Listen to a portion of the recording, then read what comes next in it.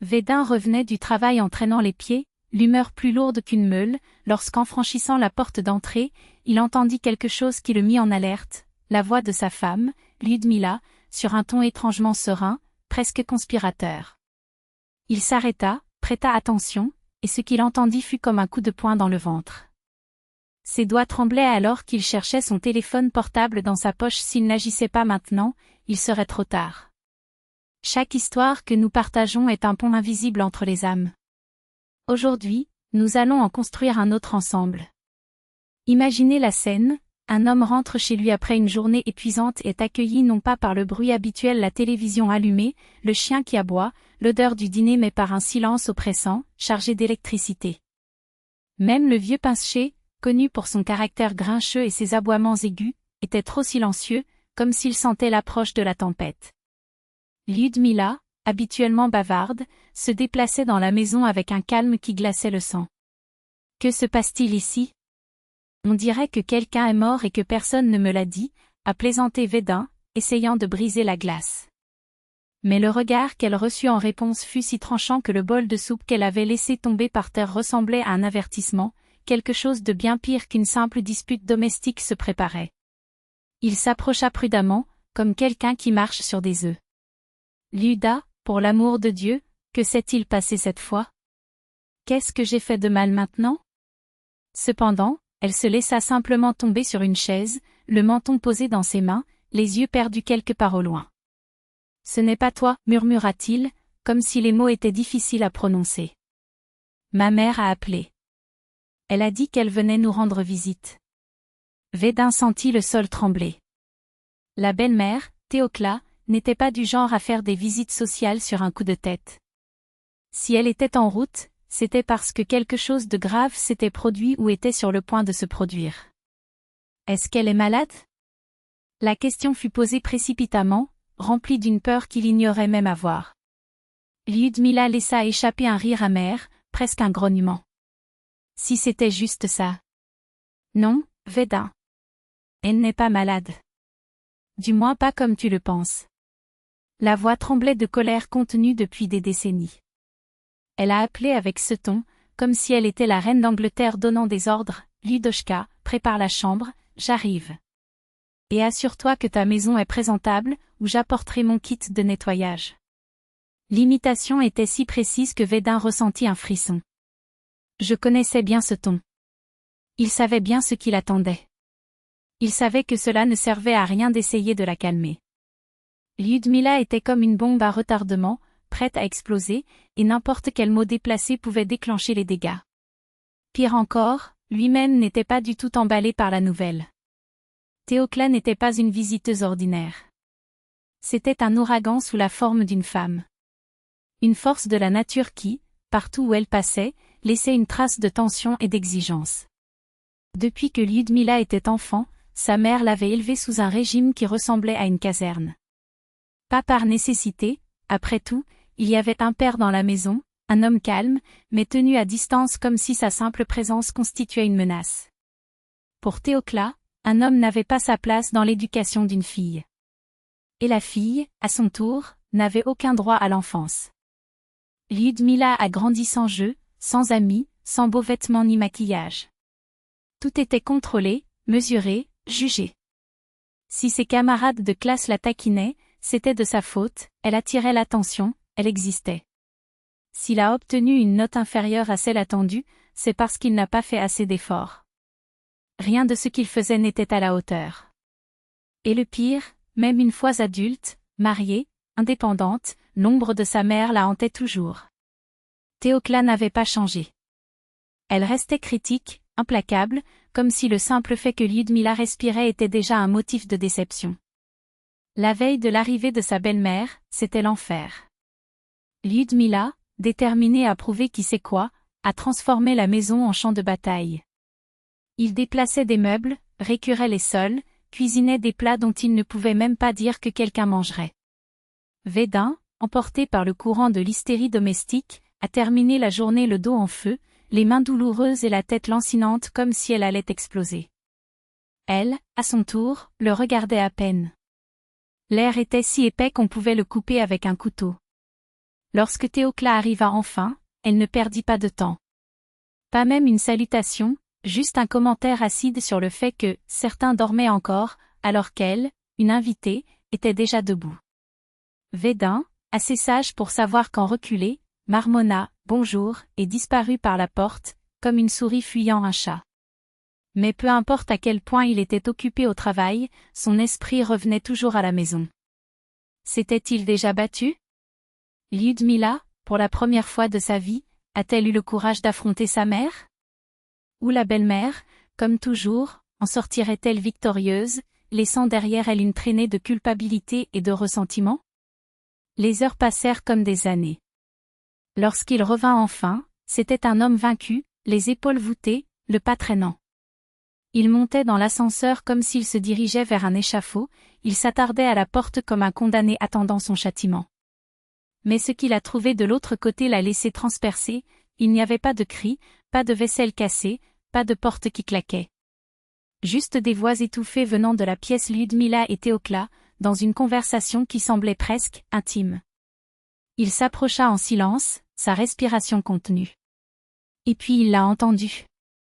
Elle entendit sa belle-mère, avec une froideur qui lui glaça les veines. « Ma fille, que pouvons-nous faire d'autre? Il est vieux, malade, il ne sert à rien. C'est juste du travail. » Lyudmila entendit, avec hésitation, mais sans sa fermeté habituelle. « Mais maman, ce n'est pas bien. Il y a d'autres options. » Et la réponse, comme un couteau, « Lesquelles? Qui voudrait d'un vieil homme plein de problèmes? Personne. Et je ne suis pas éternelle. Je ne supporte plus ces caprices, cette dépendance. Tu n'as aucune idée de ce que c'est de prendre soin de quelqu'un comme ça. » Védin sentit le monde tourner.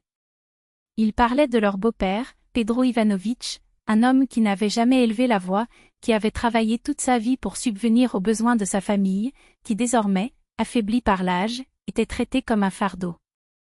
Comme si ses mains autrefois si habiles, ses conseils, sa simple présence ne valaient rien. Comme si l'amour avait une date d'expiration. Une vague de fureur l'envahit. Ce n'était pas seulement une indignation, c'était quelque chose de primordial, un besoin urgent de protection. Sans réfléchir, il courut vers les escaliers, ses doigts tremblants composant le numéro de son beau-père avant que la raison ne l'arrête. « Védin !» « Quelle surprise !» dit la voix fragile mais toujours joyeuse à l'autre bout du fil. « Je suis à la maison, bien sûr. Pourquoi ne le serais-je pas ?» Il déglutit difficilement. « Je dois vous parler, monsieur. Maintenant. » Il n'a donné aucune explication. Il n'y avait pas de temps. En moins d'une demi-heure, il frappait à la porte de l'appartement de sa belle-famille. Pedro Ivanovitch l'ouvrit presque immédiatement et l'odeur des médicaments et de la maladie le frappa comme un coup de poing. « Entrez, gendre. Comment allez-vous au travail? Je viens de préparer le thé. » Védin ne perdit pas de temps en formalités. Il tenait le bras de l'homme, le regardant dans les yeux avec une intensité qui ne laissait aucun doute. « Allons-y. Tu viens vivre avec nous. » Le beau-père cligna des yeux, confus. « De quoi tu parles, mon garçon? Je ne vais nulle part. » « Oui, vous le ferez. Notre maison est grande, il y a de la place. Vous ne dérangerez personne. Et je m'occuperai moi-même de vos soins. Mais je n'accepte pas d'être mis dans un asile. Pas tant que je peux l'éviter. » Pedro Ivanovitch le regarda longuement, comme s'il mesurait ses paroles. Puis, un soupir. « As-tu bu, Védin? » Il secoua fermement la tête. « Non. Et ce n'est pas une offre, c'est une commande. Récupérez vos affaires. Aujourd'hui. » Et, sans attendre de réponse, il tendit la main, non pas comme une demande, mais comme un pacte. Parce que certaines choses ne peuvent pas être discutées. Certaines choses sont une question d'honneur.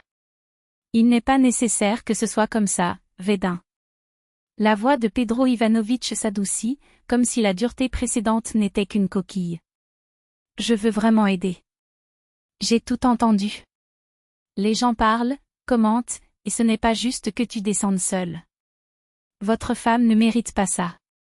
Alors écoute-moi, viens chez moi. Non pas comme une faveur, mais comme la solution dont vous avez besoin. Védin n'a pas répondu. Ses doigts tambourinaient sur la table, les yeux fixés sur un endroit vide, comme s'il calculait le poids de chaque mot. Pedro Ivanović a compris qu'il n'aurait pas de réponse rationnelle. D'un geste rapide, il décrocha le téléphone posé sur la table et appela sa femme. Dès qu'elle a répondu, elle a posé la question sans détour. « Ma chérie, dis-moi quelque chose, pourquoi diable cet homme ici pense-t-il que je veux me débarrasser de lui ? Qu'avez-vous dit à Ludmila pour qu'il apparaisse en pleine nuit comme un fou ?» À l'autre bout du fil, la femme a ri un rire clair, presque entendu. Pedro a écouté, a raccroché et a laissé échapper un rire sec. « Zitek, tu es pire que les commérages du marché. » Il secoua la tête, comme s'il renonçait à discuter. « Viens.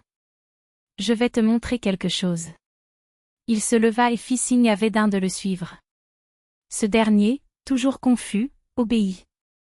Ensemble, ils traversèrent la pièce jusqu'au balcon vitré, où, sur une couverture usée, gisait une silhouette familière, un vieux chien, les yeux ternis par l'âge, sa faible queue battant le sol tandis qu'il gémissait doucement. « C'est lui que ma femme veut emmener à l'asile. »« Pas moi. » La voix de Pedro s'est brisée un instant. Il détourna le visage et s'essuya les yeux du revers de la main. « Notre Jonik n'est plus le même. Il est devenu vieux, il voit à peine. Il a passé toute sa vie avec nous. Il déglutit difficilement.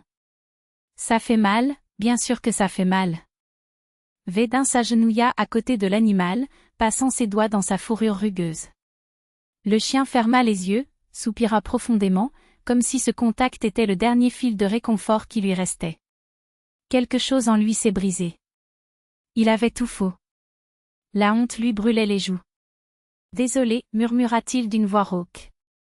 Je pensais, il n'a pas fini. » Aucune excuse ne pouvait effacer cette erreur. Mais Pedro Ivanović s'était déjà levé, l'air sérieux mais sans rancune. « Écoutez bien, nous n'allons pas non plus vous abandonner. Nous ne sommes pas riches, mais nous paierons pour un traitement décent pour le vieil homme. Et toi ? » Les regards se croisèrent, fermes. « Tu restes. » Ma femme a déjà accepté. Après qu'il m'a presque écorché vif pour avoir déformé la conversation que vous avez entendue. Un sourire fugitif. Mais il a pardonné, quand il a su que Jonik ne serait pas abandonné. Le chien a subi une intervention chirurgicale, des médicaments et lorsqu'il est rentré chez lui, ses propriétaires l'ont accueilli les larmes aux yeux, le serrant contre leur poitrine comme si le temps ne s'était pas écoulé. « Merci, Zitek. » Pedro Ivanović serra la main de Védin, la voix brisée. « Et toi aussi, Ludmila. » Elle rougit et échangea un regard significatif avec son mari, qui haussa les sourcils. Puis, avec un sourire timide, il murmura. « Qui sait ? Jonik ne met pas si longtemps à rencontrer ses petits-enfants ? » L'air est devenu léger. Les rires revinrent. Et quelque chose dans la poitrine de Védin, quelque chose qu'il croyait mort depuis longtemps palpitait, chaud, comme un signe que, parfois, la vie réserve encore des surprises à ceux qui insistent pour ne pas l'abandonner.